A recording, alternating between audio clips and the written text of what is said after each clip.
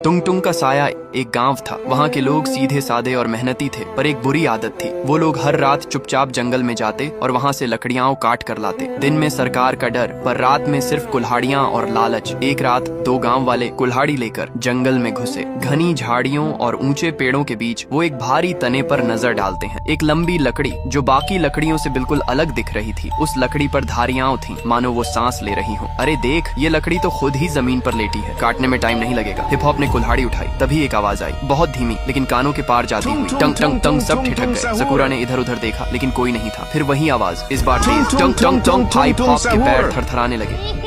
भूत है क्या? ये सकूरा फिर भी आगे बढ़ा और कुल्हाड़ी से उस पर वार किया। ची छा एंग। सकूरा के कुछ चीज अगर लगी और वो गिर गया। हिप हॉप भगा, झाड़ियों में ढंसते चले गए, लेकिन हिप हॉप भी उस रात वापस नहीं आया। अगली सुबह गांव की चौकीदार, जो हमेशा साहसी माना जाता था, उसको खबर मिलती है दो लोग जंगल में गए थे, लकड़ी काटने लौटे नहीं। चौकीदार के चेहरे पर चिंता थी, कहीं जानवर तो नहीं। उसने सोचा वो जंगल के पास तक जाता है, लेकिन वहाँ जैसे ही कदम रखती है कुछ सुनाई देता है। टंग टंग सुनते ही उसके पैर कांपने लगे। वो पीछे हट जाता है। पूरे गाँव में चर्चा थी, लकड़ी खुद चलने लगी है। जिसने भी उसे काटा वो गायब हो गया और अब लोग उस आवाज को टंग टंग कहने लगे थे, क्योंकि वो आवाज रात के अंधेरे में चारों ओर गूंजती थी। टंग टंग टंग। बूढ़े लोग बोले, ये लकड़ी नहीं, कोई रक्षक है जंगल का। अब कोई भी जंगल नहीं जाएगा। अब गांव के लोग रात होते ही अपने दरवाजे बंद कर लेते। बच्चों को बाहर खेलने से रोक दिया गया और टंग टंग की आवाज हर रात गूंजती रहती, धीरे, फिर तेज और फिर बिल्कुल करीब। एक लकड़हारा जो इन अफवाहों पर विश्वास नहीं करता था, पुष्पा, वो बोला, मैंने तो अपनी जिंदगी जंगल में ही काटी है। आज भी जाऊंगा, लकड़ी लाऊंगा, देखता हूँ कौन रोकता है। रात को वो अकेला जंगल में गया